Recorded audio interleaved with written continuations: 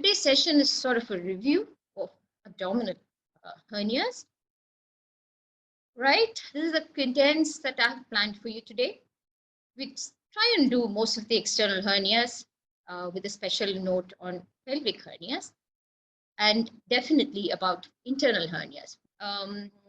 Specify what are the things that we need to mention in a report in addition to the routine reporting that we all have been doing already. So let's start with some definitions, right? External hernia, we mean abnormal protrusion of intra-abdominal contents through defects in the abdominal or pelvic wall, but the extension is outside the pelvic cavity. There are many sites, there are many names, but more than that, it's the importance that we should not miss these hernias, right? They do have some names that I find very interesting. In addition to identifying hernia, we directly go on to see what does this hernia contain, what is the size of the hernia, and special mention about the neck. A few more points that we will cover at the end of the session. Before we directly go to it, 1 or 3 definitions, sort of things that we ought to mention are, one is that hernia reducible. Often hernias are reducible and patients do not present to us with that. It doesn't cause them an acute problem. So they come to us for some other thing and we could actually be identifying a hernia. Reducible hernias can be elicited on our imaging if we ask the patient to do an Valsalva maneuver. Ultrasound is really useful in that. We can make the patient stand while doing it. And Valsalva maneuver, remember, can be done during CT. The patient understands the procedure while you're acquiring the images. We could get them to do a Valsalva maneuver and then we could finish with our CT. What is an incarcerated hernia? When the hernia is not reducible, spontaneously does not go back into the peritoneal cavity, it is an incarcerated hernia.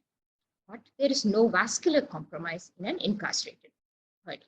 Strangulated means there is vascular compromise. Vascular compromise has got 2 components. The bowel could just be ischemic, which is reversible, or it could be irreversible ischemia. We don't like lists, but in a way, it's a good way to get an idea about where all can these hernias come. Simply put, the commonest one is the groin hernia. We all know the inguinal hernia, and then there is also the femoral hernia. Then ventral hernias, which is divided into midline and the lateral ones.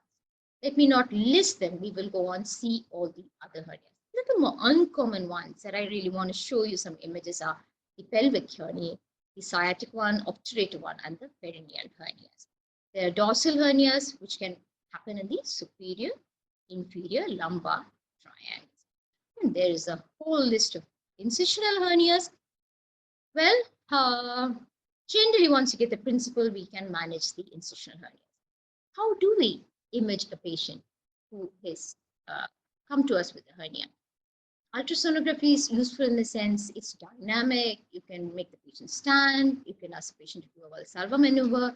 It's very useful in pediatric, but disadvantages are an airfill, bowel, and the body habitus of the patient. The other interesting thing, does radiography play a role at all? If this patient presents with subacute intestinal obstruction or small bowel obstruction, radiography does play a role. And during our time, maybe a couple of decades ago, we did herniography where we instilled positive iodine contrast into the peritoneal cavity, and the patient, when the patient strained, we would take images to find out if there is protrusion of the peritoneal sac anywhere into the pelvis or into the inguinal canal. As of now, MDCT is the mainstay. That's our experience, and that's sort of the experience, or literature is predominantly MDCT. MRI definitely does play a role in pelvic hernia. Amyand hernia, an inguinal hernia containing the appendix. So before I tell you some points regarding the direct and indirect hernia, what I want to say is it's just not always small bowel, right? It could be omentum, it could be small bowel. There are many interesting things like appendix. So names, in case you forget the names, it's all right. But we have to identify that this could be an appendix with an appendicular with inflammation and fluid. Look at the ultrasound of that image. It is really nice. You can see the inflamed and highly vascular appendix. The same appendix, if you pick it up, in a femoral hernia. We will cover the femoral hernia and points to differentiate it from inguinal hernia.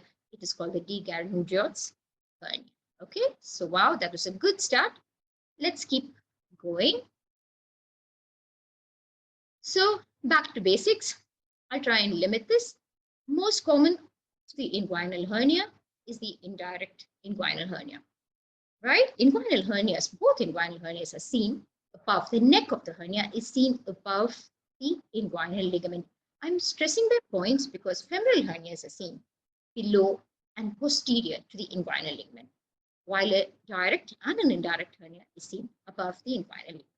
Point number 2.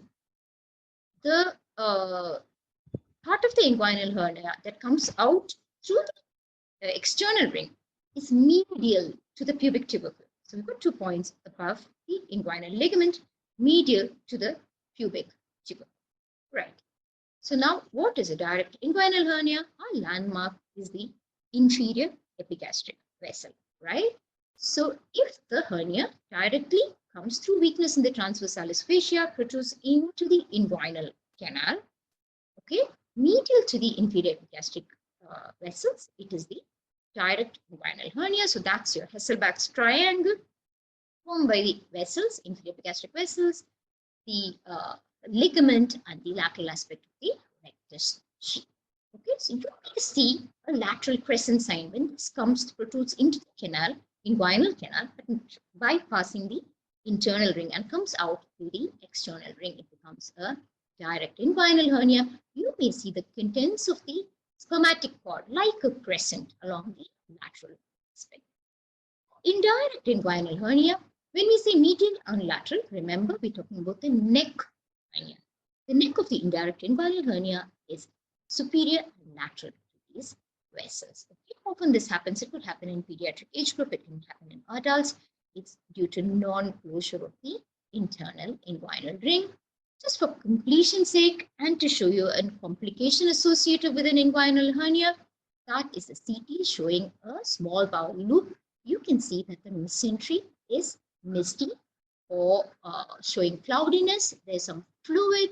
Can you see that the wall is thickened more than 3 millimeters? So this is a left inguinal hernia with strangulations. We've already spoken about vascular compromise in this case. Look at that. That is a barium. Probably in this generation, we probably don't see this or do this often. You can see that the hole has come into the scrotal sac. There you go. I don't have an example of a pantaloon hernia, but you can imagine on the same side, you have an indirect and a direct, like a saddleback. That's called a pantaloon hernia. I've added some named hernias to this list so that it's easy for us to remember. Look for the Meckel's diverticulum. And when a Meckel's diverticulum is there in the hernial sac, we call it a Litter's hernia. Richter's hernia has only one wall of the bowel loop, does not have the entire. The entire bowel loop does not enter the hernia. There's a medial hernia where there's 2 small bowel loops in a hernial sac. Because generally there's an afferent and a different loop. Here you have 2 afferent, 2 different loops. It's also called a W hernia. It's more prone for strangulation. So that's the importance of also thinking of it, whether it is a Meckel's hernia. So that is very nice. You know, it's a Meckel's diverticulum. You could have similar inflammatory changes in a Meckel's diverticulum, but appendix will be normal in location. And we all know the site of Meckel's. Meckel's will be seen in the terminal or distal ileum 2 feet away from the ileocecal junction. With that, I think we are done with inguinal hernia. So again, it's just to recap what I mentioned. Femoral hernia, the herniation is into the femoral canal via the femoral ring. This is an ultrasound showing you that. This was during Valsalva maneuver. This is not a video, but believe me, that is momentum that herniated into the femoral canal. So the points to note to make a diagnosis of 1, posterior and inferior to the inguinal canal. 2, is lateral to the pubic tubercle. 3, there is mass effect on the common femoral vein. It could compress common femoral vein. The common age group that we see is women and the elderly age group. Okay, so this also could get strangulated much earlier or easier than a direct inguinal hernia. I think Seeing the responses, I'm really excited. I think ventral hernia is something every one of us would have come across. That I want to say is, okay, this is how we classify midline ventral hernia. The defect has to be in the linea. So in a midline, wherever it is, all these four types, the defect is in the linea alba. If it is above the umbilicus, we call it epigastric. If it's below the umbilicus, we call it hypogastric. If it's at the umbilicus or through the umbilicus, it's umbilical. If it's just by the side of the umbilicus, right or left, it is a paraumbilical. A paraumbilical hernia is also a defect in the linea alba. Umbilical hernia is very common in children, but it can also occur in adults due to many causes like raised intra-abdominal pressure. I don't think I'm going to go into much detail into that, except in the reporting format, when there are very large hernias, what else can we put in is all that I'm going to mention, with a mention about divarication of recti. Okay, so that is an epigastric hernia. You can see that the pendant was the transverse colon and the defect is in the linea alba. You can identify the neck and the sac and the. I've just tried to do a little sketch so that it's easy for us to see. So these are kind of diagrams. People taking boards where you have to don't have multiple choice questions. These are ways you can scribble through and understand what is how to figure this out. Basically, spigelian hernia happens through the transversalis fascia. So this is sort of a coronal section showing the rectus. And that line is the arcuate line, which we also is another type of ventral, but not a midline hernia. And then that is the transversalis fascia, and these are the parietal wall muscles in cross section.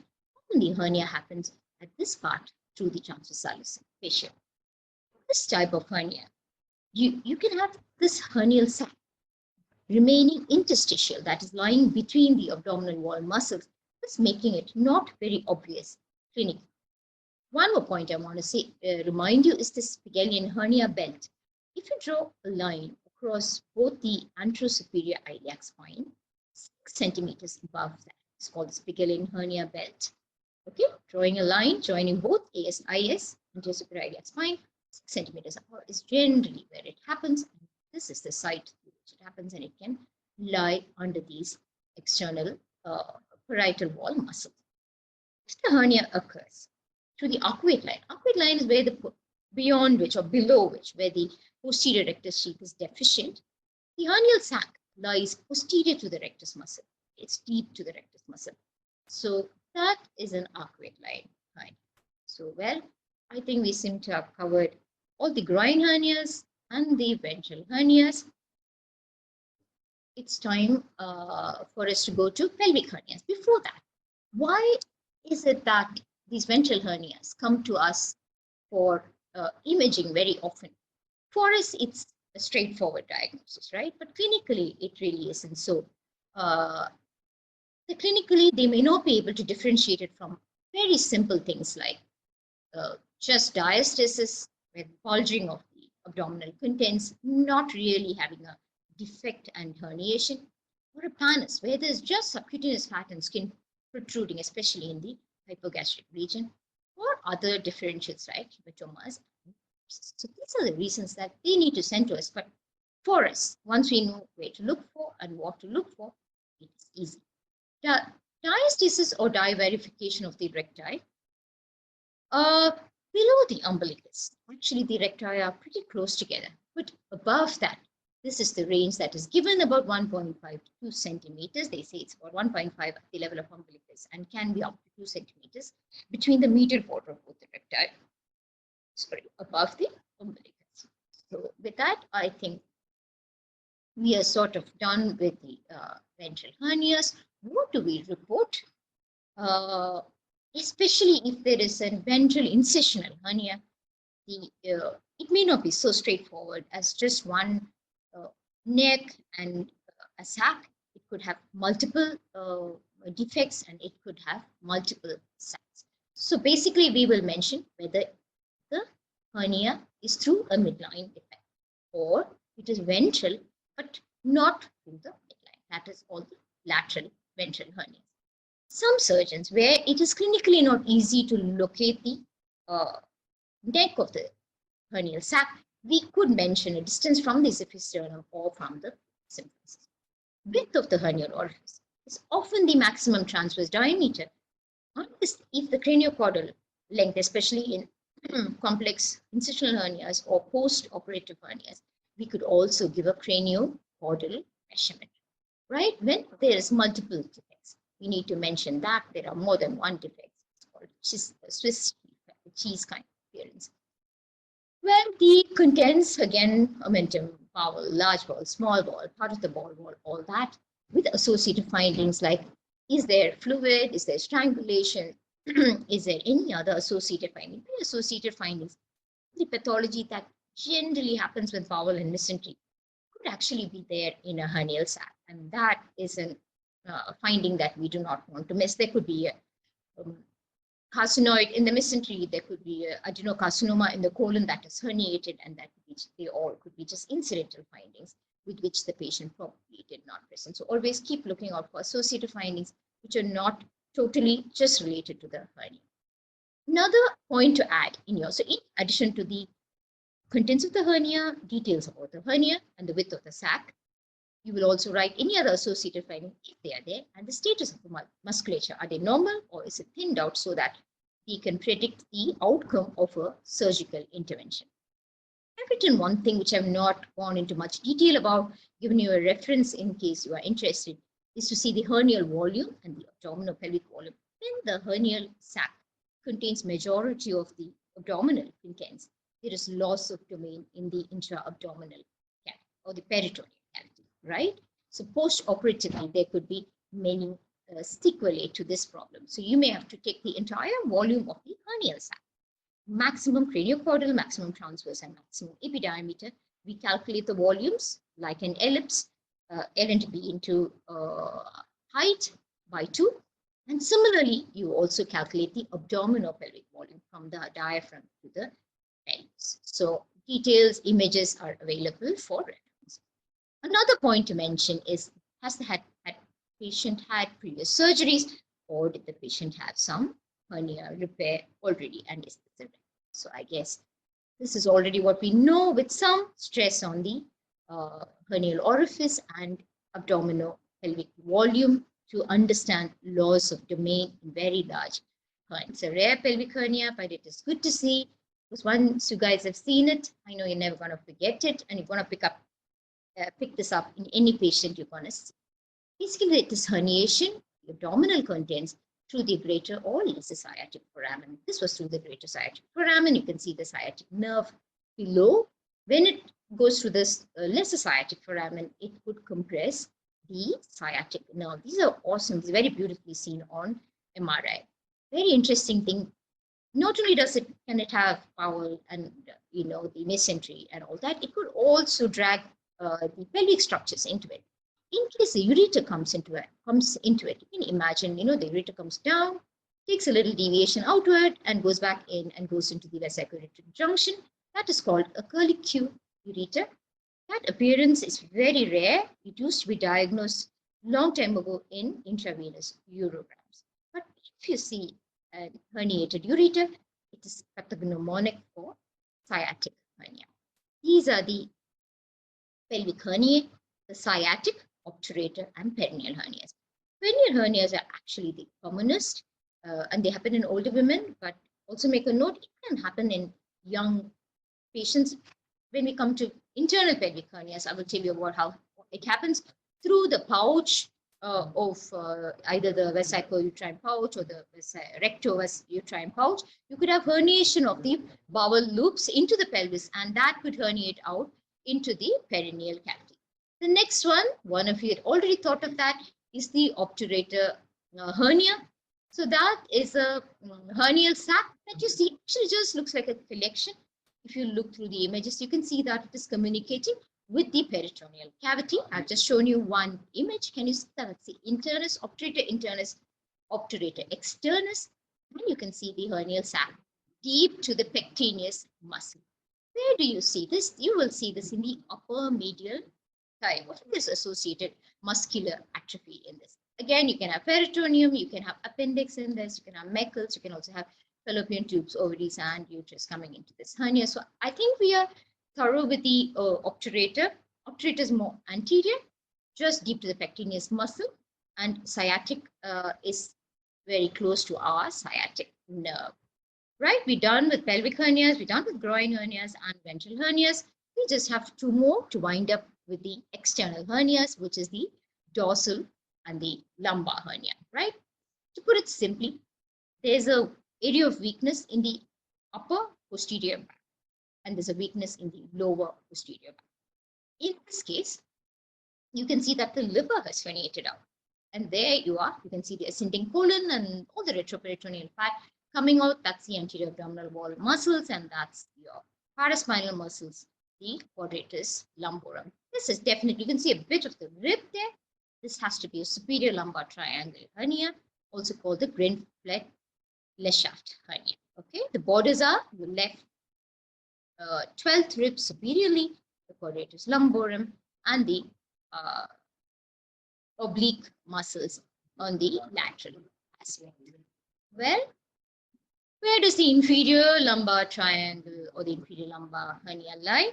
So that's a pictographic image which will show you. These images are available with StatDX. They are awesome learning material. You can see a sac bulging out between the latissimus, the external oblique muscle, and the iliac crest. So this is a posterior inferior lumbar. So if you can just sit back, recap, I think you are beyond doubt sure of all the external hernias. So with just 2 slides, just a mention about hernial repair, and do we see everything, do we not see everything? I will not go into the details about types of surgeries and all that, and what are the complications, just 2 slides. Meanwhile, if you can in your head go through all the external hernias, next half of our session is going to be all about internal hernias. Right? Mesh used in hernia repair. We generally have polypropylene or the polythene and the tetrafluoroethylene mesh. Remember, the polypropylene one is isodense to muscle, and we do not see it on CT, but they are seen on MRI. Some of these mesh have metal markers that can help us identify them on a CT. So the history is very important. I really believe we need to work closely with the patient and with the referring physician and ensure that the report that we issue to them has truly helped them out in the management and finally outcome of our patients. So that makes the role of the radiologist pretty an important one, right? So the pores in the mesh can be small, large, there are whole different types. Surgical placement can be extraperitoneal, it can be within the layers of the muscle, so it is too much for us to go into those details, but be aware that there are these types of surgeries and the surgeon can help you out with that. And TFEs are hyperdense and seen on CT. There again depends on the thickness of the mesh that is used. Ultrasound mesh is often seen as a wavy echogenic line. These hernias could recur after surgery also. So it is good to be aware if the patient had a repair with a mesh, what are the other complications that can be associated. So I've listed a few things. Seroma, hematoma, they are almost normal events occurring into the first 1 to 1.5 months after surgery. The other things to note are the adhesions that can happen. The mesh can migrate. In fact, you can create a fistulous tract between the small bowel, colon, and the urinary bladder. You can have infection, and you can have recurrent hernia under and through the mesh. So these are some of the post-operative complications in patients who have undergone hernial